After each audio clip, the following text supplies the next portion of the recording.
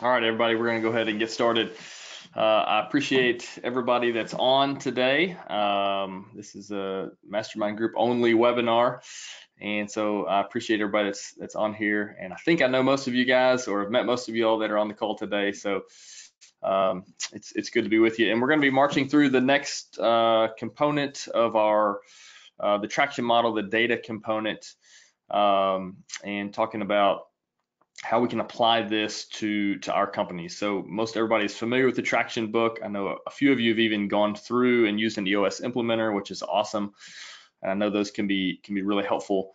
So what we want to do is try to take the principles in this book and apply it to our company. So just a quick announcement before we move on to the topic. So the convention in Vegas, the BSCI convention this year is going to be in Vegas, and I'll be there. I'm actually going to be speaking on one of the evenings there, and our plan is to have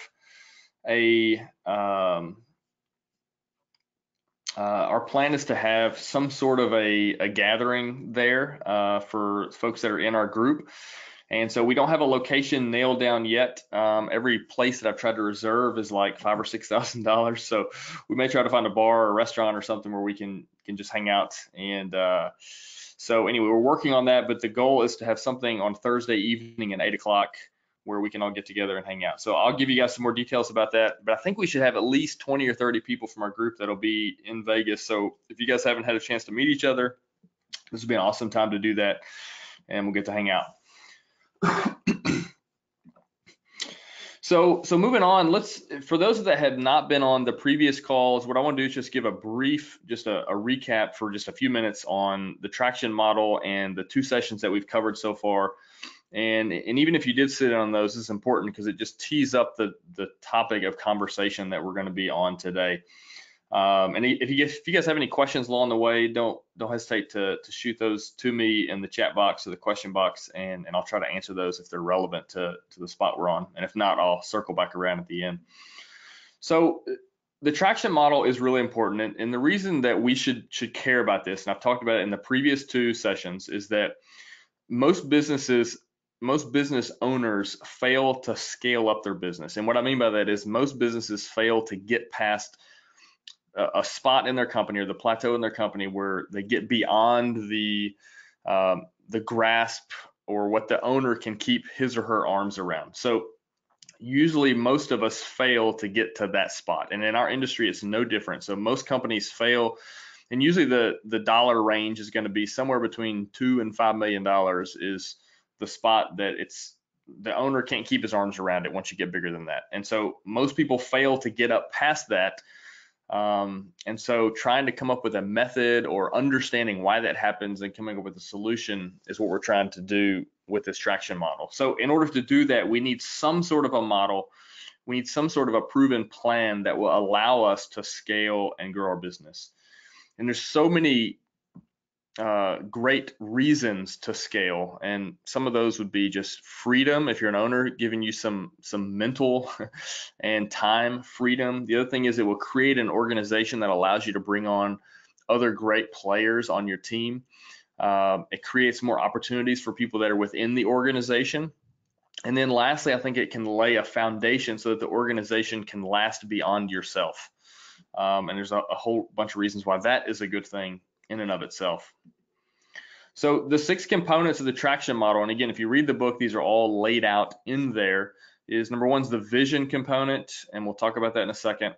People, data, issues, processes, and then actually gaining traction and getting off of that launch pad.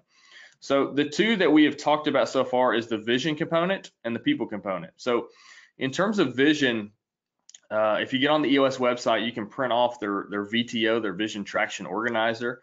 And our company has gone through some exercises like this, okay, not this specific one, but if you haven't done it yet, I think the VTO is a really good one. And it lays the foundation for the organization, and it starts really big picture, and then as you can see, it's like a funnel narrowing down all the way down to the issues list. Things get more and more granular. So you start out with core values and a core focus, and this is basically the foundation or the soul of your organization. You move on to your BHAG or your 10-year target and a strategy to hit that target in terms of marketing, and then a 3 and a 1 year plan for the organization, and then down to quarterly rocks and an ongoing issues list. So if you guys haven't watched that webinar is available, and you can find that in the course library that's available. So the next component, so once we laid a framework for the business or laid a foundation for the organization with the VTO, and so it's maybe a blueprint for the company that you're going to use to grow with. It's the guiding document for the organization. It's your constitution, if you will, that keeps you on track, keeps you on the rails. The next component is the people component. So most great companies have great people in key positions in the organization, and ideally you've got good people from top to bottom. And so in our business, it's no different. So whether it's in HR or in finance, or it's operations people in the field or in leadership, we need great A players in the organization in key positions in order for us to be able to get past the plateau that we're in, regardless of your plateau that you're in. So as I look at the history of our company, the major plateaus we broke through were all accompanied by really good people getting on our team and being a part of our vision and what we were trying to do as a team. And I can't think of anything else other than our vision, our culture, our leadership team, and the people that are on our team. I think are the main reasons for our success here at our organization and the success that we've had. So can't stress that enough. So in terms of getting the right people, just a quick reminder, there was 2 things that the book talks about. It talks about having the right people in the right seats. Okay, so really simple. That's a principle from Jim Collins' Good to Great book. And the idea is that you could have the right people, but you could have them in the wrong seats, or you could have somebody who might be in the right seat, but they're the wrong person. So the right people are people that identify with and embrace the culture and the values of your organization. And so if you remember, we talked about a people analyzer chart that essentially goes through and looks at all of the core values that your company holds, the things that you're looking for in somebody that would be a good cultural fit, and goes and basically says, does this person fit this profile or do they not? So if somebody's on board with you culturally, then they're the right person in theory for the organization. And then the next question to be answered is there a seat for them, and can you get them in the right seat? And for that, we looked at what's called the accountability chart, which the 3 questions you were going to answer is whatever seat you're looking at, assuming you have the right person, we also want to know, do they get it? Do they get the job? Do they understand what the job is, how it functions, how it relates to other jobs in the company? Do they want the job? And then do they have the capacity and the skill sets to do it? So when you can check all the boxes for these things, and you're honest with yourself and with the person, then you can know that you've got the right person in the right seat. So with that foundation laid, so if you're able to get the VTO in order and a clear and compelling vision in your company, and you're able to get some of the right people in the right seats in the organization, you're really ready to begin to take some big steps forward. And that's what we're going to talk about today, is how can we know how to take those steps forward. And we're going to talk about how we use data and information to make that possible. So it's been a big thing for us in terms of using numbers and data to help us improve and get better and push towards better results and more success in our organization. But it's also an area that we could probably improve upon. And even in preparing for this, I saw many things that are maybe things we could improve upon in our organization. So the concept here is measuring where we're going as a company. And to do that, we have got to have really good data. So imagine this. So like imagine you were on a plane, okay, and you're flying on a small plane. So recently I was in Canada, and I went on a little fishing trip, and we hopped on this little puddle jumper plane, and we flew, took off of a lake, and basically just went across the wilderness and landed in another lake. And I was in the cockpit with the pilot actually, and was looking at all the gauges and everything, and there's a ton of stuff on the dashboard, and I really didn't understand any of it. But imagine if your pilot said, as he's looking at things, he said, listen guys, I've got some bad news and I've got some good news. The bad news is that none of our gauges are working, and the GPS is broke. Okay, but the good news is that we're making really good time and things are going great. And so obviously the good news is far outweighed by the bad news, because if you don't know where you're going and you don't know how to know if you're on your way to getting there, then the idea of making good time or that things are going well is really not good. And we do this in our own businesses all the time if we're honest with ourselves. So if I was to ask you, how are things going in your company right now? How could you answer that question and justify the answer to that question? So let's say that you just paint this scenario. Let's say an investor came to you and is looking to invest some money, and they're looking at maybe your organization, or maybe they want to buy your organization, and they would say, how are things going? For most of us, it would be just a general gut feel for how things are going, coupled with looking at how much profit we made over the last year or the last couple of years. So our standard or our metric oftentimes is that it's a gut feel and it's a how much cash do we have in the bank. Now that works early on in the business when you have a really strong pulse of everything and the company's small, but as it grows, that can't be the way that you measure and monitor and know how things are going in the organization. So you need some feedback loops as the company grows to be able to tell you how you're doing. And by having this data, it allows you to push for improvement in a lot of different areas that complement the overarching goal of the organization. So just in your mind right now, think about what are the metrics that you're currently using to assess the health of your company? And do you have anything in place besides your P&L that you look to say, this is telling me how we're doing? So, and you guys have heard me talk about this before, these numbers are often like your health. So when you go to a doctor or a good doctor, they should be looking at a bunch of different things about you to analyze whether or not you're healthy. So it's going to be past history, it's going to be experience or anecdotal stuff, okay, that's been going on in your life. It's also going to be blood work. It's going to be height and weight and BMI. It's going to be blood pressure checks. They're going to be looking in your eyes. They're going to test your reflexes. They're going to listen to your heart and your lungs. So there's a lot of different components that they're looking at to get a picture of your overall health. And the same applies in your organization. So the profit and loss statement on its own is not enough to tell you if the organization is really healthy. And so my question for you to keep in mind for the rest of this talk, and maybe jotting down some notes, is what data could you begin to track? What things that you could quantify, that you can track, that will help you predict the results of your P&L? So what are things, so if the P&L maybe is the one of the final things that you look at, what are things that you could begin to track that would help round out that picture of your organization? And once we begin to think of some of these things and start getting them in place, what it's going to do for us is it's going to allow us to empower other people to begin to manage well.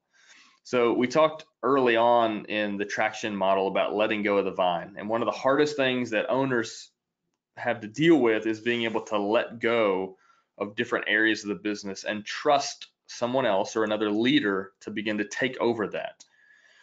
And so when we don't have a clear picture of where we're going and we don't have a clear idea of the things that would let us know if we're being successful, it's really hard to be able to turn that over to somebody, because your definition of success or failure is oftentimes a gut feel or instinct.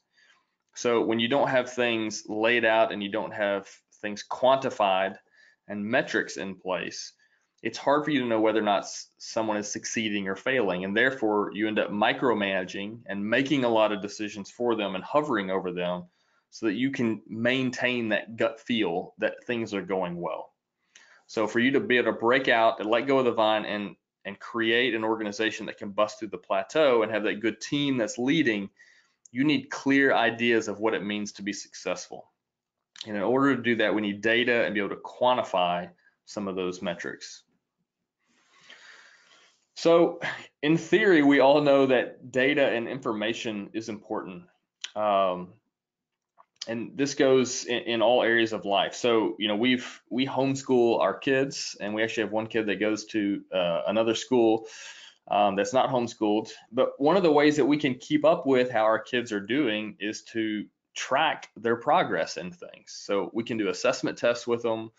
We can monitor the books that they've read or the tests that they've taken. Or for my son that's in school, we're expecting teachers to give us feedback and to give us grades and to chart my son's progress. So data helps us know where we've been and where we're getting to. It helps us monitor. So we can't measure what we don't track. So, and there's also the phrase that we've all heard is that you can't manage what you don't measure. Okay. And so we got to begin tracking data so that we can then begin measuring it. And from there, we can manage it. All right. So that's one reason why data is really important, even in a cleaning business. Okay. And we're going to get into some real specifics on some things that we should actually be tracking. Number two is people need to be held accountable if you want to manage performance. So again, we talked about your ability to let go and let other leaders step up to the plate. In order to do that, people need to be held accountable to certain things. And in order to hold someone accountable to those things, there's got to be metrics in place that they can be held accountable to. And so, for instance, back to the school example, I may have my son, he needs to read 50 pages a day in certain books that we select for him. So in order for me to hold him accountable in the area of reading and literature, I need to be able to have a metric or a number that I'm tracking with him so he can see his progress and we can know that he's doing the right thing. So, and again, this makes it easier for you to let go. The other thing that is helpful is that when you begin to have numbers and metrics, it gives you both leading and lagging indicators. So leading indicators are those things that will tell you the data you're starting to get will predict what's likely going to happen down the road.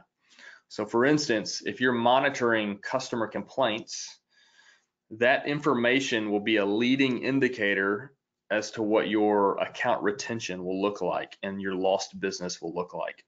So over time, if you started tracking complaints on an ongoing basis, those complaints should give you a good feel for when you see them ticking up, you should begin to expect some lost business. And when you see them shrinking down, if the data is good, that should mean that your retention rates should go up or stay high. And then lagging indicators are the things that tell you what has happened in the past. So a P&L is a lagging indicator. So if your P&Ls are ready maybe 2 weeks after the month ends, then that's a lagging indicator to look back on the last 30 days to see how you've performed. So lastly, data is important because it helps your team know at all times if they're doing a good job and they're on track. So one of the common complaints that managers have, or that things that they would struggle with, particularly in our business, is they want to know if they're doing a good job, and how can we tell them and let them know that they're doing a good job. So if there's no numbers or no goals or no ongoing metrics that they're measuring themselves by, it's really hard for them to know whether or not they're succeeding.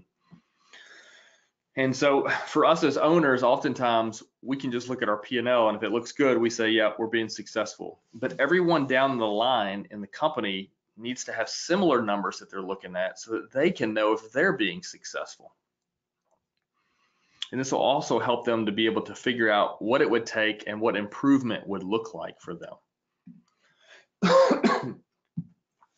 So we're going to look at two different types of data, okay? And we're going to drill down on some of these. So we're going to look at a company scorecard, okay? And this is something that the book recommends.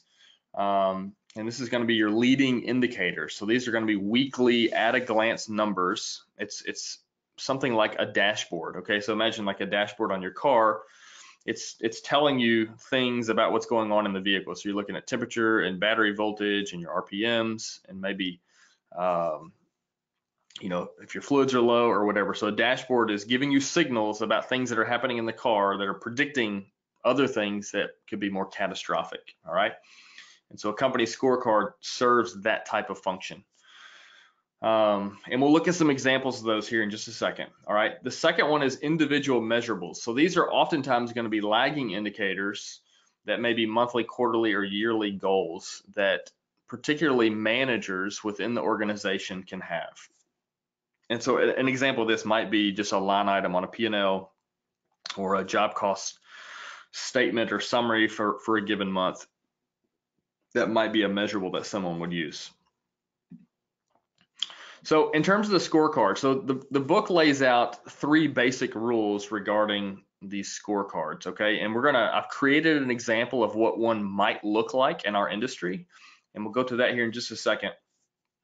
But the scorecards, rule number 1 is that this is weekly activity. So the idea behind it is that you're measuring things on an ongoing basis to see what things might look like at the end of a given month or quarter. So these things that are on your scorecard should, in theory, predict what the P&L will look like.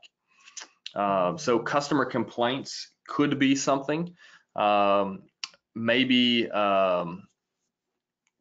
in terms of finance, maybe something like the number of receivables that are past 30 days. Something in HR might be the number of open job postings that week. So we're getting an idea of our turnover. So by looking at job openings in any given time period, may be a predictor of what turnover may look like at the end of a month. So those are some examples. So these things should be predicting the longer term results that we're tracking. Rule number 2 on a scorecard is that it should be proactive. So the goal of the scorecard is to help you anticipate problems that may come along down the line. And then rule number 3 is that each line item on the scorecard would be assigned to someone so that everybody has a responsibility for one of those line items there. So, and again, this can be done on a corporate level, but if you have multiple branches, it could be done on a branch level as well. So the idea would be to have maybe between 10 or 5 and 15 of these things on a scorecard or a company dashboard, and that we would be tracking these things on an ongoing basis, on a weekly basis. And if there are any hiccups or issues, we'll be able to spot those along the way. So here's an example of what one might look like. So I took a few examples from the 4 different departments in a typical company. So HR, sales, finance, and operations. And ideally, these would each be assigned to somebody. All right, so maybe someone in administration is actually keeping up with the scorecard, but the person on the left, the who, is responsible for that particular line. So for instance, if we're keeping up at our company, which we don't do this, but it may be a good number, a good predictor, is the percent of jobs that are unfilled. So in any given week, how many jobs do we have open that are not filled?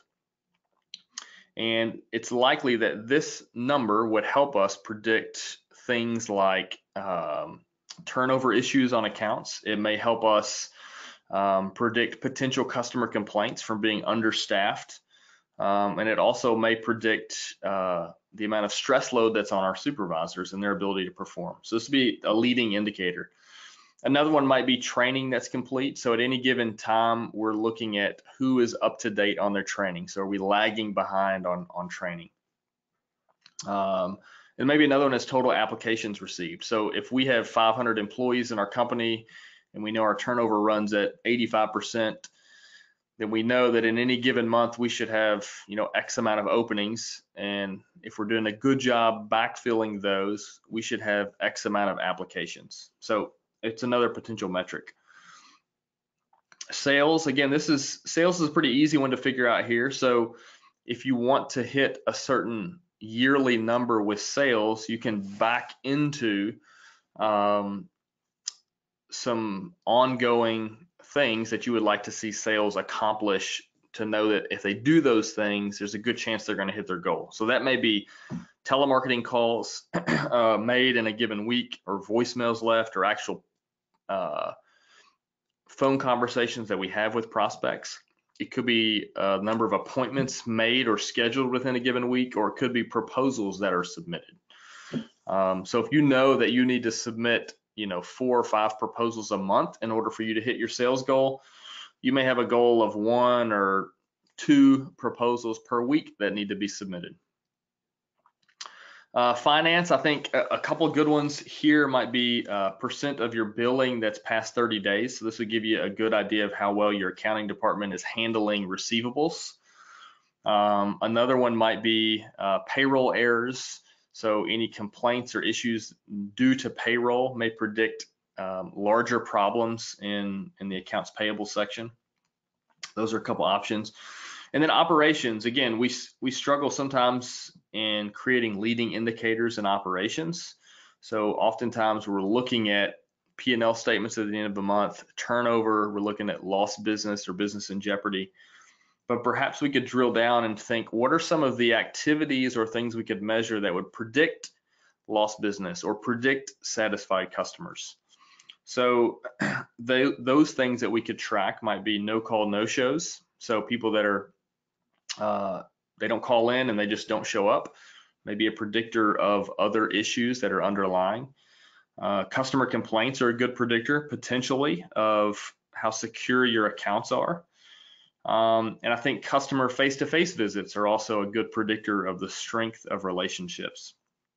So this is just an idea of what this would look like in your organization. So I created this little scorecard last night in about 20 minutes using an Excel spreadsheet. And you guys could create something similar to this, or you could use some software even that would help you create a dashboard like this. And I believe, if I'm not mistaken, Team is working on some dashboard functionality, and I don't know how robust it is at this point, but that might be another option to check. So moving on from the scorecard, the next thing that I want us to look at are individual measurables. So these are things that are more likely going to be lagging indicators as opposed to leading indicators. So they're going to tell us what's happened in the past. So the idea here is for people that are in management or that are leaders in some capacity. So in our organization, that would be our area and project managers. It's going to be our branch managers. It's going to be people in HR. It's going to be our people in sales and our people in accounting and finance. So we would ideally like to let everyone have certain metrics or things that are measured that they are responsible for. So we haven't done a great job with this in the past from top to bottom in the company, but it's something we're working on because oftentimes HR and finance are ones that don't have specific measurables. So we're working to create some of those in our organization. But the idea is that everyone would be measured on certain things. And the goal will be to have somewhere between 2 and 5 for each person, if possible.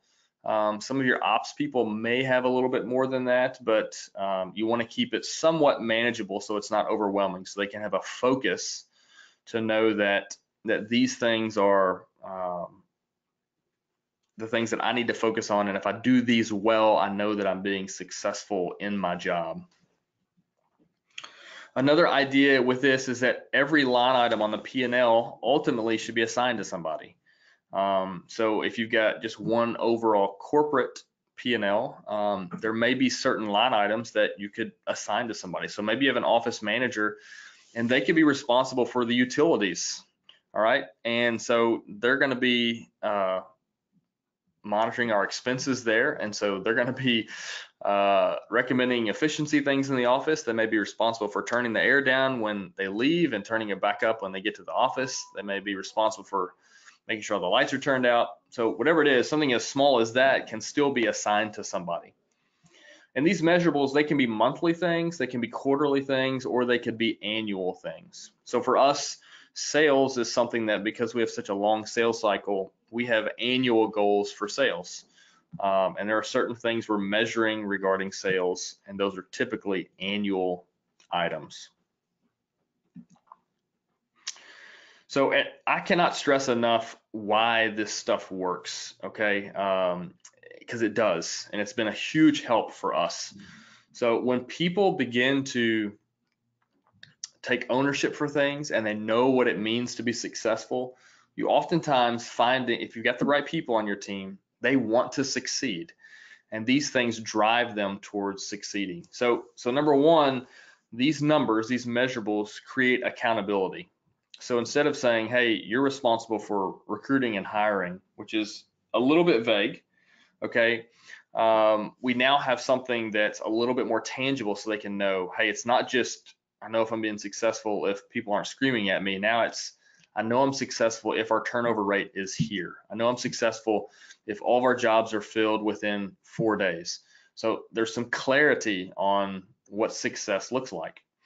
And people who are accountable and they're good people, they're the right people, they appreciate the numbers and they appreciate the accountability because ideally they would like to rise to the occasion to be successful. So number 3, numbers and measurables, they create clarity and commitment.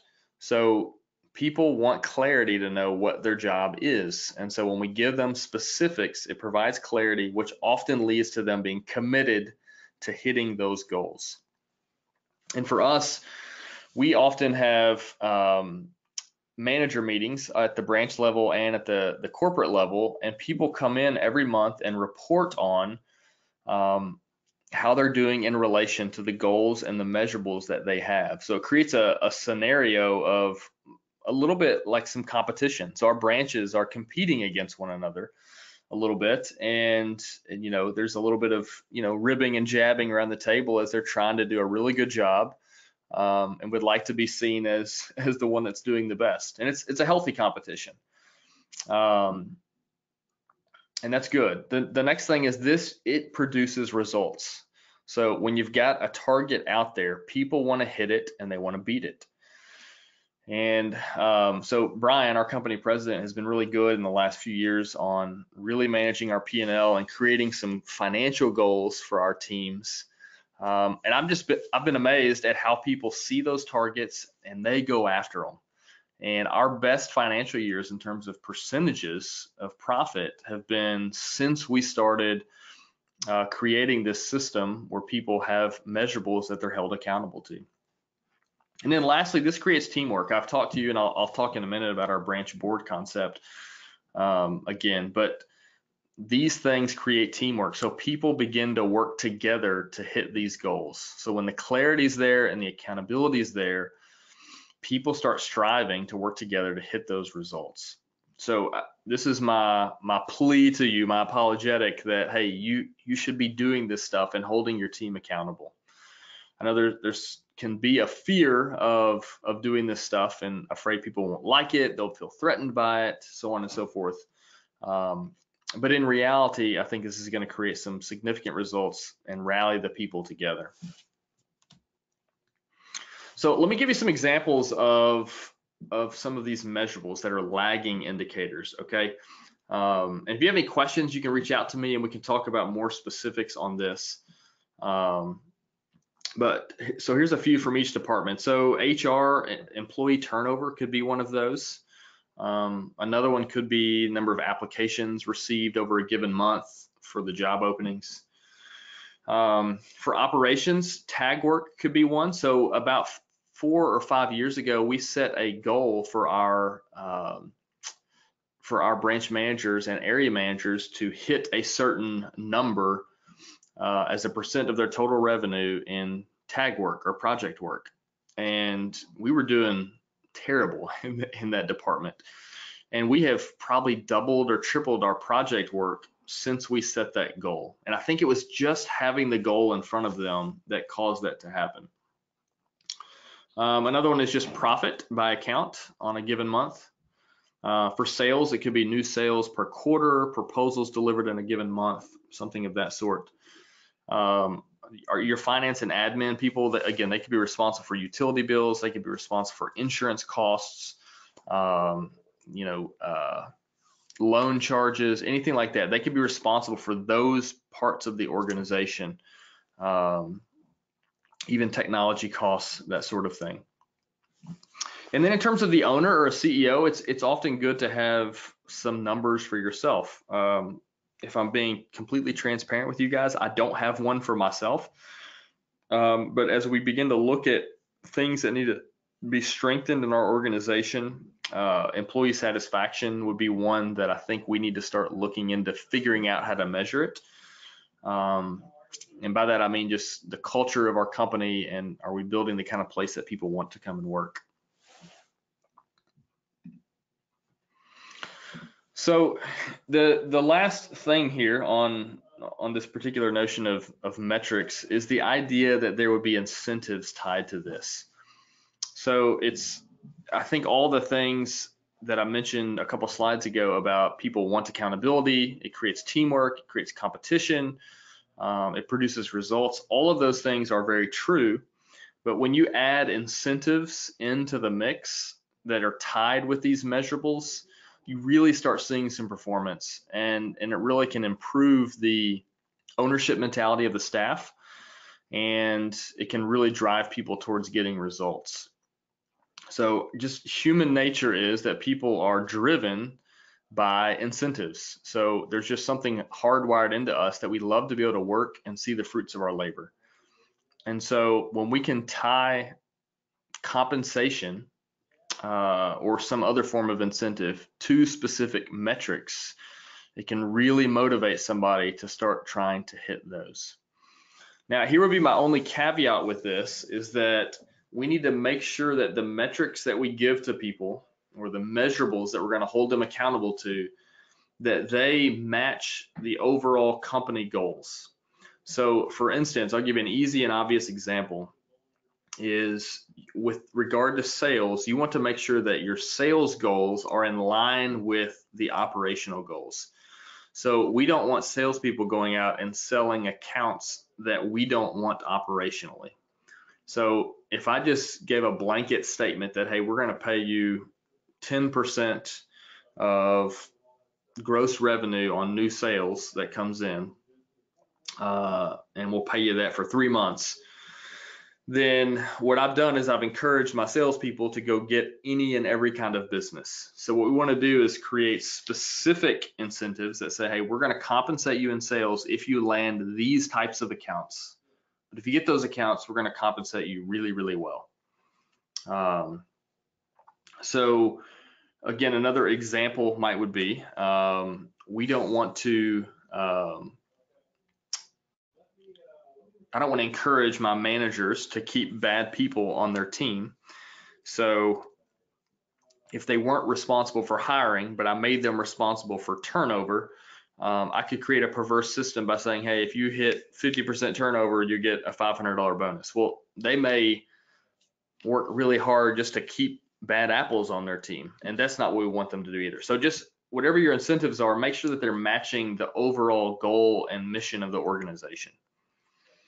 So let me give you a couple of examples of how you can do incentives. So we do branch boards at our company. So what that means is at each of our branch locations, and we have 5 of those, they have their own profit and loss statement. And so at the beginning of a year, we set a budget for them, that revenue and then all the expenses and then gross profit or net profit.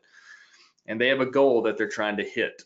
And for us, that profit percent on the branch level is somewhere around 18% or so on the branch level. That's net profit. And anything above and beyond that profit number that they hit, we give 40% of that overage back to the branch. And that's usually split up between the branch manager and the area and project manager. So usually the branch manager gets about 50% of that, and then the area and project managers get the balance split among themselves. So for instance, if the goal was $100,000 in profit for a year, and they got $150,000 in profit, okay, that means they beat the goal by $50,000. Then $25,000 would go back to the branch, which is, or I'm sorry, about $20,000 would go back to the branch, which is 40%, and then that would be divvied up. So the branch manager would get about $10,000, and the other managers would split the other $10,000 amongst themselves. And now if they don't hit their budget, then no one gets anything. And so what this does is cultivated teamwork. It's cultivated people to want to perform well. It's cultivated this idea that we really need to keep our customers. And so it's really produced some great results, and it's gotten our managers really excited about being part of that branch. And it's also made them begin to think more like owners and less like employees. So the same would go for sales. I've already mentioned that a little bit. We have sales goals for the year, and we have some incentives that we've tied to hitting an overall goal, but then we also have individual commissions that are given on certain types of jobs. So if you sell a job that's greater than $3,000 a month and has at least, I believe it's 15% profit margin built into it, you will get a decent commission, and it's based on profitability. So the more profitable the account, the greater the commission. The less profit on the account, the less the commission. And in HR, you could do similar things. Again, it's difficult to do profit sharing in HR, but you could have some bonus and incentive structures that are based on certain metrics that you'd like to get in HR. So those things could be safety record, they could be turnover rates, they could be the filling of jobs. It could be based on feedback from managers and how the HR department has supported operations. So there's a few different ways that you could go about doing this, but you could do some bonus and incentive compensation for HR. So as a general rule, this is pretty easy, guys. It's not, well, let me say this, it's easy and it's difficult. So the concept is really easy. It's the idea that we need good numbers to track where we're going. Those numbers need to be in alignment with the overall goals of the company. And then people need to be responsible for individual metrics. And you can do that with a scorecard and with individual measurables. And if we do that and we begin to do this within our organization, we're going to see a lot of positive results that'll come from that. So again, think about the traction model as just stacking things one on top of another. It's like building a house, okay? So our VTO lays the foundation. Getting the right people on the team, okay, is like building the walls of the structure. And then the reporting and the data is like putting a roof on top of it, all right? The rest of the things that we'll talk about are just filling out and finishing out the rest of the house. But these things here are critical to laying a good foundation.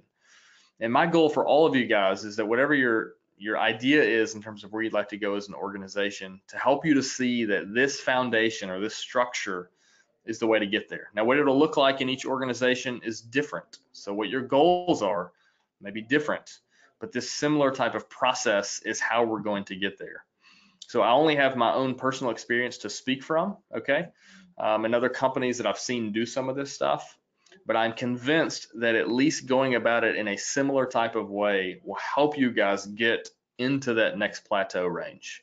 So remember, a clear and compelling vision and idea of where you're going, a great team to start with, and again, that may just be one or two people, and then starting to measure and track data within the organization. And if you do these things really, really well, and it trickles down within the organization, the snowball will start picking up and you'll start being able to grow. So any questions before we bounce off, guys? I've tried to be a good steward of your time today. We're right at 12:45, which is where I was hoping that we'd end. Any concluding questions before we wrap this up? Anything in terms of data that we can answer before we bounce off of here?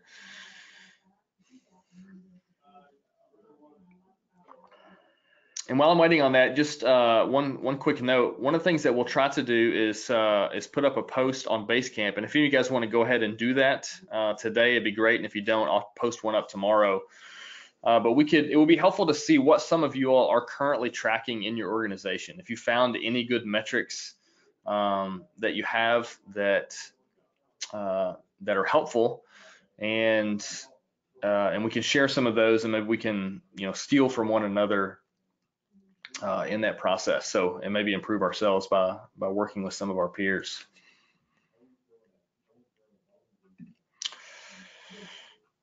Okay, so a question that came in. So, what's a good metric in terms of new hires in the queue? So, that's a great question. So, we all have job openings on an ongoing basis. So, this would be a question of metrics for HR.